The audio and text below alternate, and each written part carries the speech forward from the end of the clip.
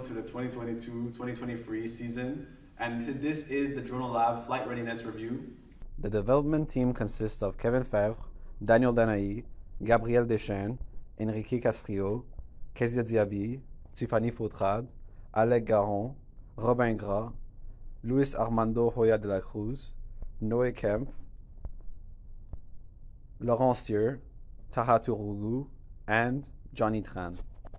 This year's drone is an electrical and programming evolution from last year's, as the mechanical has stayed the same. And this is for AI and getting ready for the future of drones. Let's start with a technical review. Now let's go for the requirements. For the first requirement, there's a 10 miles maximum for the waypoint mission, and we leave ourselves a minimum of 3 miles to do all the shape detection and airdrops. This is minimum though because we might want to do the waypoint mission again in case we are not ready to do obstacle detection. The maximum speed of the V14 is 40 kilometers per hour.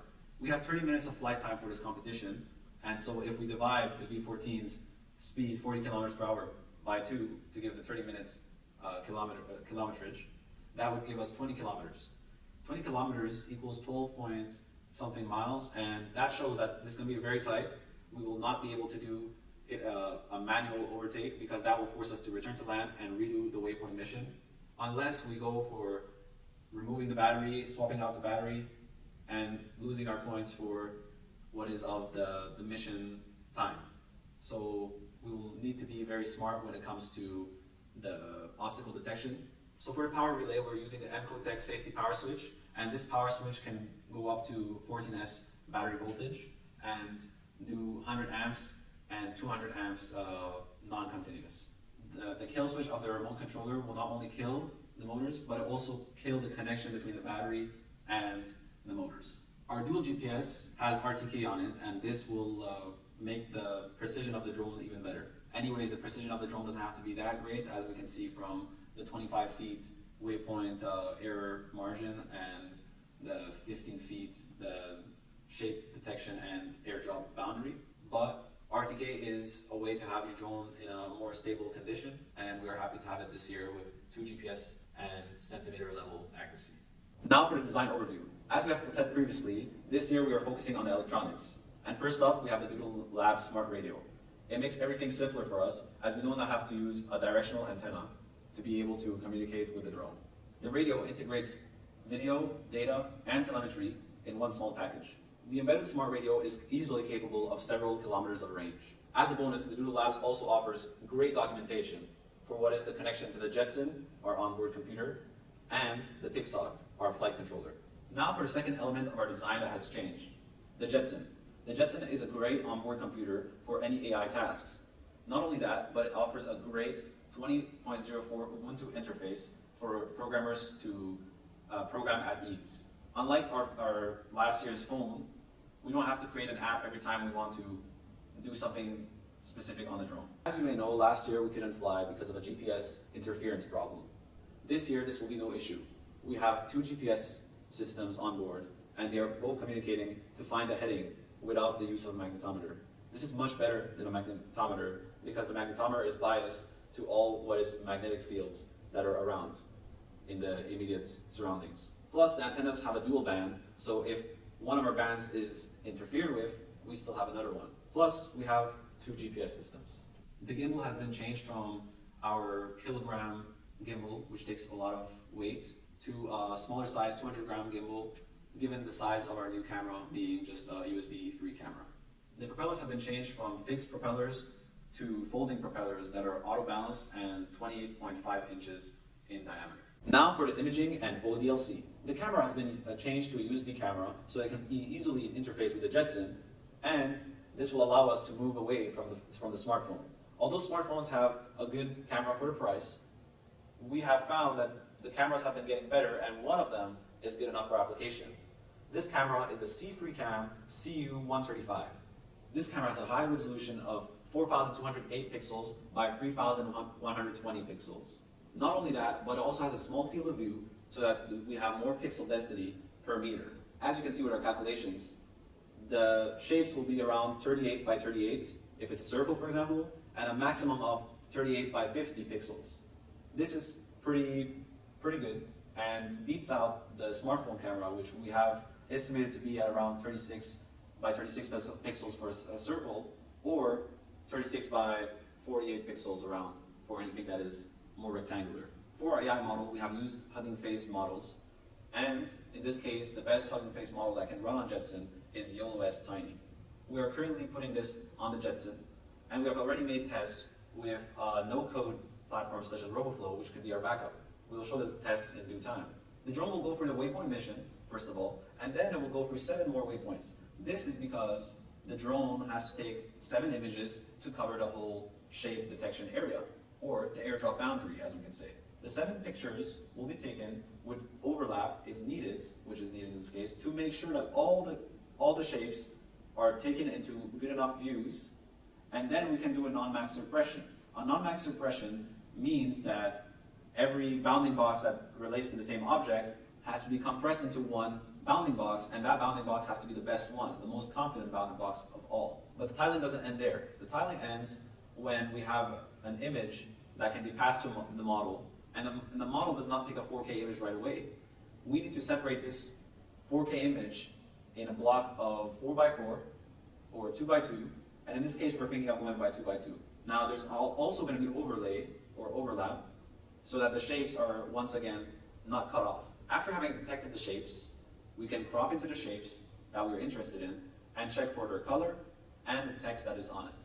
We're not sure yet if we can detect the text, as the pixels will be hard to recognize even for a human, but we will use the other informations to give it our best shot. So for the servo motor control, we have gotten a module that can take the I2C from the Jetson and has 16 servo outputs. Now those 16 servo outputs, we only need 5 of them, but this will do because the Jetson cannot provide too much power, so this board has a unique power input, and we just need to send the signals, which are sent through I2C. Now I will pass it on to my colleague, Gabriel Deschamps. And now for airdrop system. So for this year's, we have discover the challenge with the 5 water bottle, and we decided to first started with at the beginning. One of our alternative was a hub where we will land a hub with 5 of the bottle to the ground, but it was too complicated, so we changed it to just 5 active motor on the drones that we use it like a winch, but with the electronic we needed and the power, we were gonna cut our energy and complexity with only just passive motor that we use as the power generated by the rotation of the shaft will just loop in the drone to use it for the resistance. So we use the back EMF of the motor to slow the bottle when they descend. And so for bottle, we use a clamp like collar that is easily disassembled by hand, just with the thumb and finger. And it's really simple because it's 3D printed, so it's easy for us to manufacture it. Also, for our main mechanism, instead of our payload, we use it our drum roll that constantly roll with the power of the shaft of a motor to have the resistance to keep it slow, so that we don't crash the bottle at the ground, and the bottle is going to be intact. And we use it servo with a rack and a gear to stop the drum roll to rotate. And for our performance, we use it a bunch, a couple of times. I'm going to show you the specs and the stats over here with the spec sheet and tableau and data sheet. But most of our design and tests were successful, and our performance is just as we expect, great, because we didn't crash. With this new system that we developed, all our bottle, all our tests didn't crash or always. For our airdrop system, we use it like a winch, but instead of like our alternative was to use active motor with electronic power drive, but now it's just motor with itself connected as a loop to have its resistance. But it still works as the same thing as a winch. And since our color is red, we call it the 5-minute Grinch, which is a mix of both of them to have a little fun during our designing and during our competition. So enjoy our design of 5 minute range. For the communications, we have the Dronolab, which is has a range of 10 kilometers at a good video rate. And this Dronolab has a frequency of 902 to 920 megahertz. For the Immersion RC EasyUHF long range system, it works on a frequency of 433 to 435 megahertz and has a range of 40 kilometers theoretically, but we know that this is not the case. At least it will do the job for us. So just, hey guys, so for aircraft, we use a quadcopter and we use it with a cross systems with 4 motor and 4 propeller 28-inch each, and that give us proper good aerodynamics for our specific drones. We use it with all fabric carbon airframe, and also our propeller is fabric carbon, so most of it is pretty lightweight and can withstand a payload of around 6.5 kilogram that we designed during our development research time. Also, our propulsion system is with 4 brushless P-motor 8 I1 8SS, which give us a proper good thrust.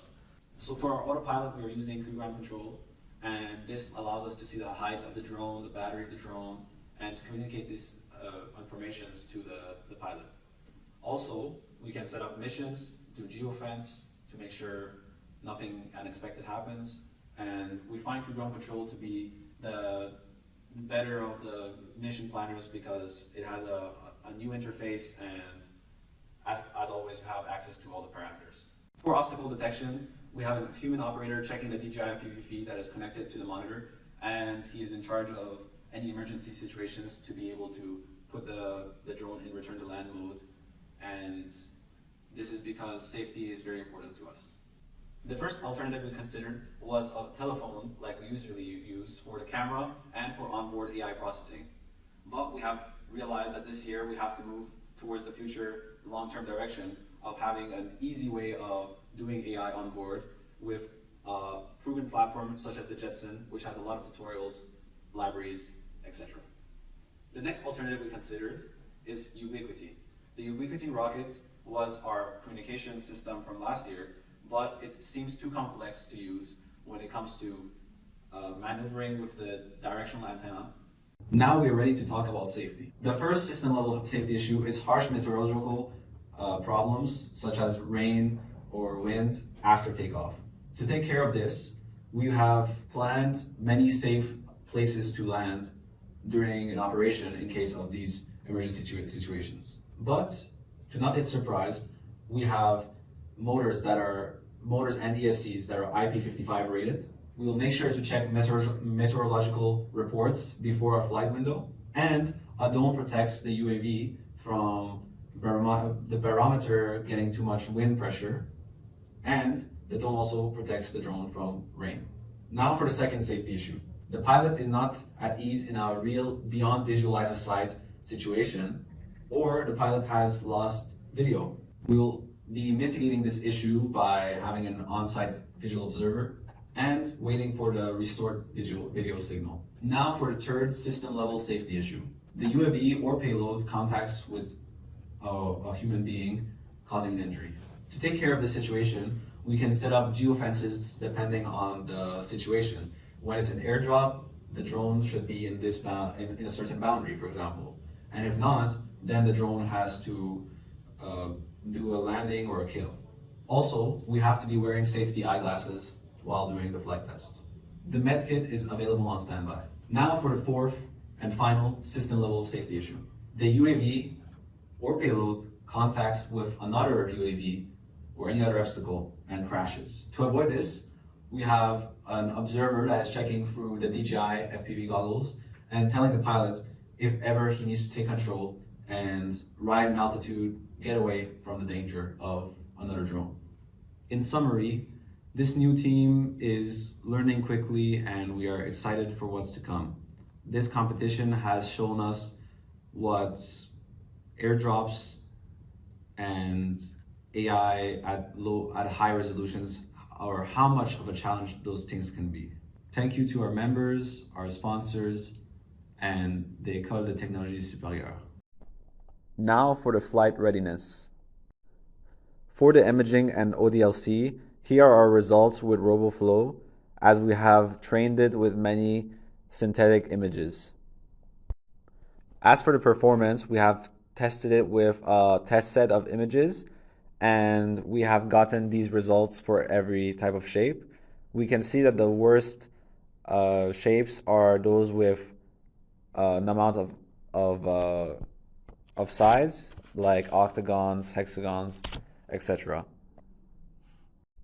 The resolution is of about 36 by 36 for circles, and it can go up to 36 by 48 for anything that is more in a rectangular or not same proportion size.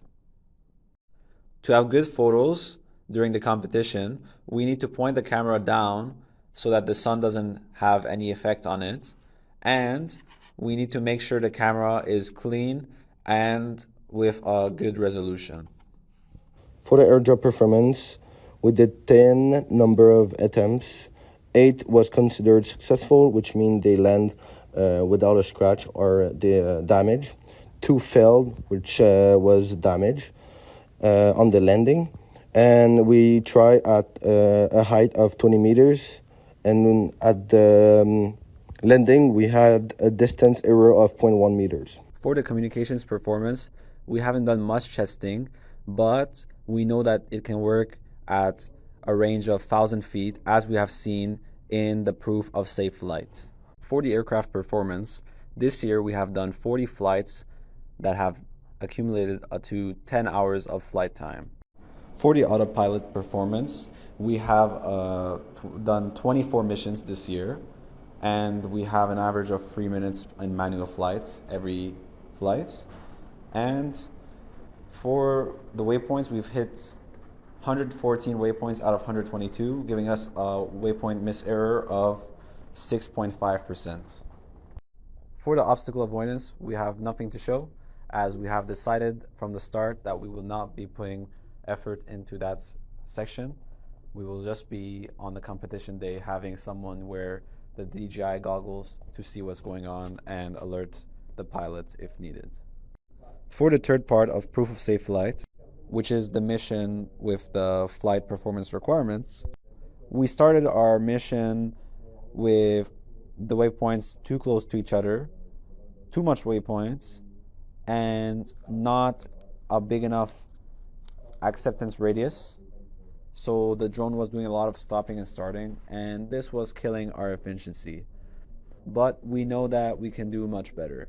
So we can see how much better the drone gets when we upgrade we make the acceptance radius higher, and the drone starts to go much faster.